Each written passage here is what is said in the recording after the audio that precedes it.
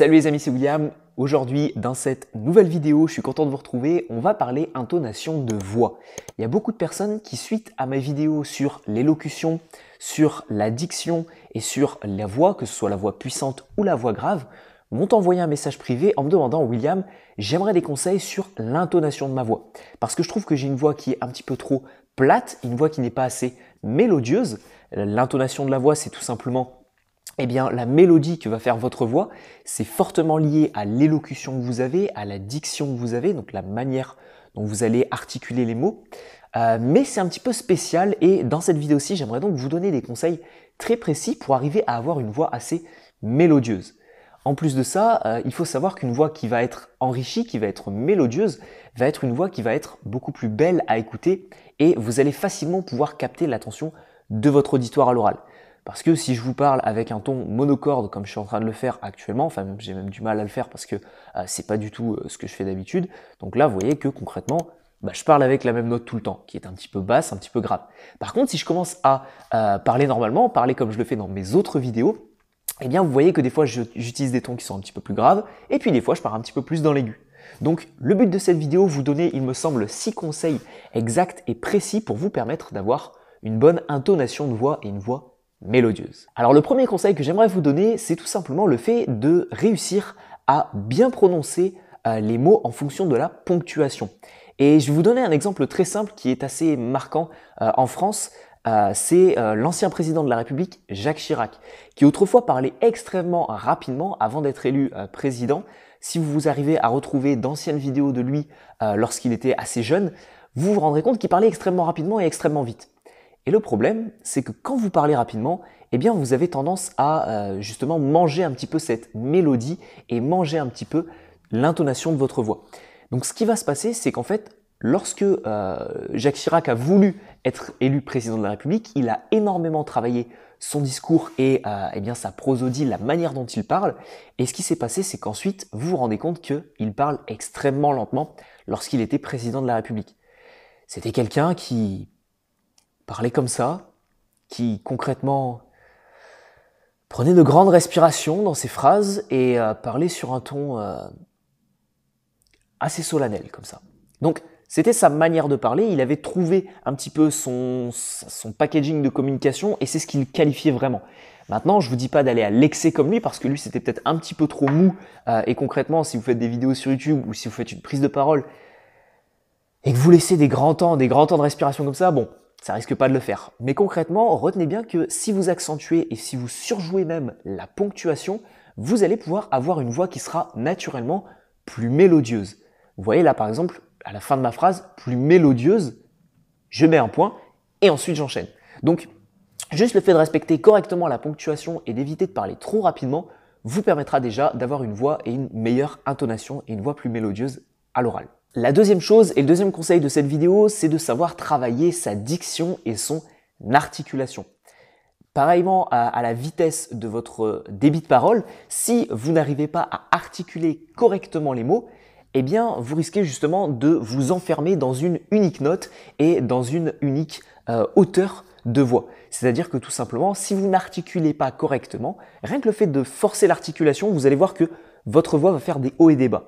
Si vous n'articulez pas assez, eh bien ce qui va se passer, c'est que vous allez réduire la hauteur de votre voix et vous enfermer un petit peu dans une seule note.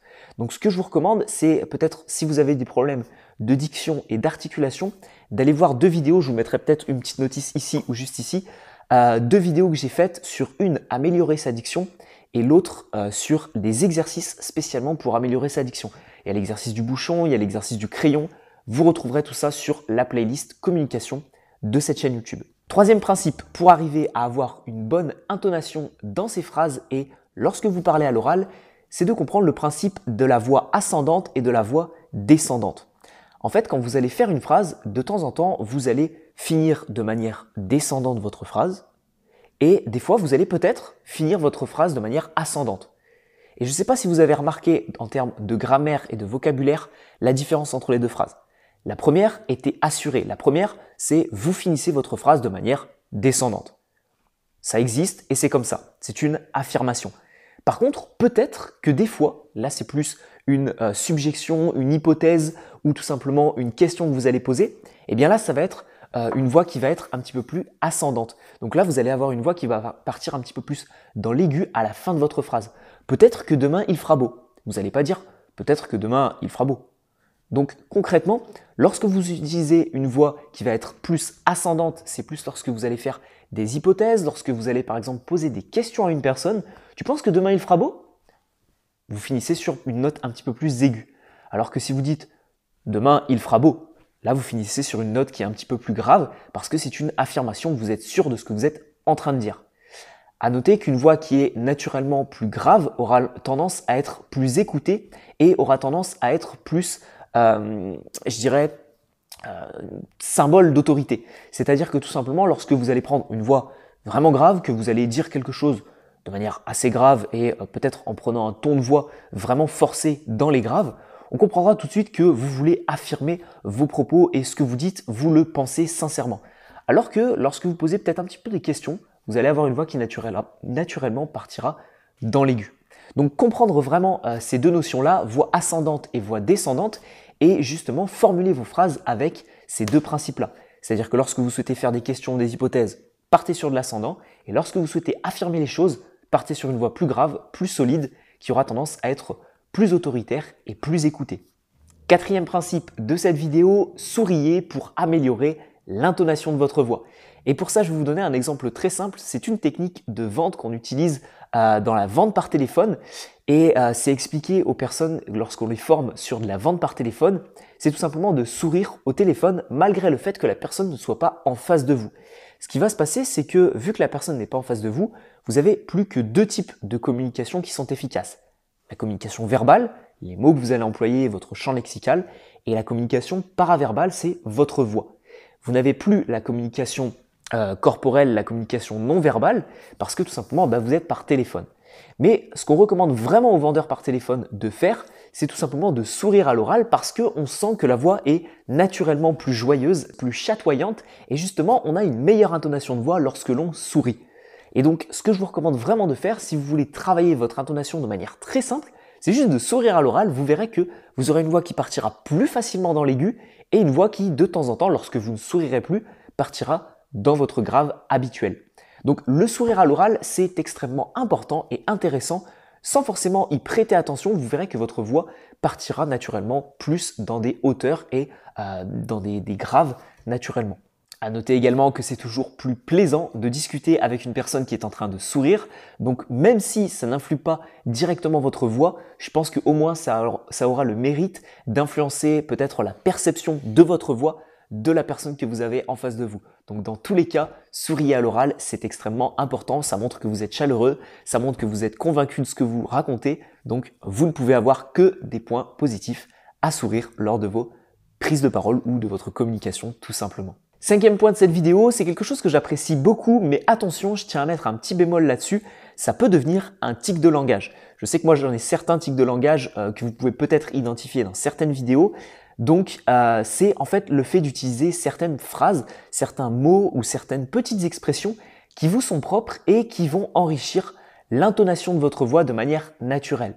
Parce que vous les utilisez souvent et parce que vous avez l'habitude de les utiliser justement pour embellir un petit peu vos propos. Donc je vous ai noté juste ici certains petits mots et expressions. Le but en fait c'est que ce sont des expressions que vous allez pouvoir tirer sur la durée, que vous allez pouvoir dire rapidement, qui vont pouvoir être plus dans l'aigu, plus dans le grave, et ça va vraiment enrichir votre communication. Je vous ai noté juste ici le fameux donc. Donc, quand on le prononce rapidement et de manière très courte, par exemple, vous allez faire une phrase en disant j'ai acheté cet ordinateur, donc maintenant je peux me permettre de monter les vidéos plus rapidement, etc. Vous voyez que le donc, il part directement et il relance un petit peu l'attention. Donc ça, c'est intéressant. J'ai noté le après, ça c'est un petit peu plus dans le sud qu'on utilise ce genre d'expression. Après, voilà, c'est pas non plus contre toi, mais il est vrai que, etc. Donc le après que vous allez tirer en longueur comme ça, après, voilà. Donc vous continuez votre phrase, c'est aussi une expression qui va vous permettre d'enrichir un petit peu l'intonation de votre voix. Vous avez aussi le c'est pourquoi, qui est utilisé souvent en vente et en négociation, le fameux c'est pourquoi. Je me propose de vous vendre cet ordinateur, c'est pourquoi, et ensuite vous déballez vos arguments. Le c'est pourquoi assez appuyé comme ça, très intéressant aussi. J'ai également noté, c'est une expression que j'utilise beaucoup, je ne sais pas si j'utilise beaucoup en vidéo, c'est le à tout hasard. Moi, j'utilise beaucoup cette expression-là et souvent, c'est pour commencer mes phrases. À tout hasard, est-ce que tu aurais une feuille, un stylo, un crayon? Est-ce que tu aurais ceci, cela? Bref, vous m'avez compris. Et une autre que j'ai notée pour vous, c'est mais du coup. C'est la fameuse petite expression que vous pouvez utiliser lorsque on vous pose une question ou on vous dit quelque chose et vous voulez réagir à ça et du coup vous dites mais du coup, est-ce que tu penses que…